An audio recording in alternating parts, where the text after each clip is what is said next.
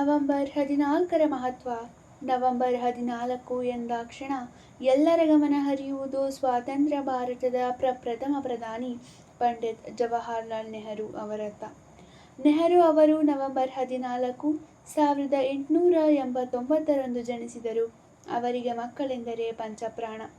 ಅದಕ್ಕಾಗಿ ತಮ್ಮ ಜನ್ಮದಿನವನ್ನು ಮಕ್ಕಳ ದಿನಾಚರಣೆ ಎಂದೇ ಆಚರಿಸುವಂತೆ ಪ್ರೇರೇಪಿಸಿದರು. ಅದರಂತೆ ಪ್ರತಿ ವರ್ಷ ಇದೇ ದಿನಾಂಕದಂದು ದೇಶಾದ್ಯಂತ ಅದ್ದೂರಿಯಿಂದ ಮಕ್ಕಳ ದಿನಾಚರಣೆಯನ್ನು ಆಚರಿಸಲಾಗುತ್ತದೆ. ಮಕ್ಕಳು ಯಾವುದೇ ದೇಶದ ದೊಡ್ಡ ಆಸ್ತಿ. ಮುಂದಿನ ಪೀಳಿಗೆಯ ನಾಗರಿಕರು ಇಂದಿನ ಮಕ್ಕಳೇ. ಹಾಗಾಗಿ ಅವರನ್ನು ಚೆನ್ನಾಗಿ ಪಾಲಿಸಿ, ಪೋಷಿಸಿ ಬೆಳೆಸಬೇಕಾದದ್ದು ಈ ಸಮಾಜದ ಎಲ್ಲ ಹಿರಿಯರ ಜವಾಬ್ದಾರಿ. ಮಕ್ಕಳ ದಿನಾಚರಣೆಯು ಈ ಜವಾಬ್ದಾರಿಯನ್ನು ಪ್ರತಿ ವರ್ಷ ನೆನಪಿಸುತ್ತದೆ. ಕಿರಿಯರಿಗೆ ಉತ್ತಮ ಶಿಕ್ಷಣ, ಉತ್ತಮ ಆರೋಗ್ಯ ಹಾಗೂ ಯೋಗ್ಯವಾದ ಸಂಸ್ಕಾರಗಳನ್ನು ನೀಡುವ ಮೂಲಕ ಅವರನ್ನು ಭವಿಷ್ಯದ ಅತ್ಯುತ್ತಮ ಪ್ರಜೆಗಳನ್ನಾಗಿ ಮಾಡುವ ಉದ್ದೇಶದಿಂದ ಪ್ರತಿ ವರ್ಷ ನವೆಂಬರ್ 14 ಮಕ್ಕಳ ದಿನಾಚರಣೆಯನ್ನಾಗಿ ಆಚರಿಸಲಾಗುತ್ತದೆ.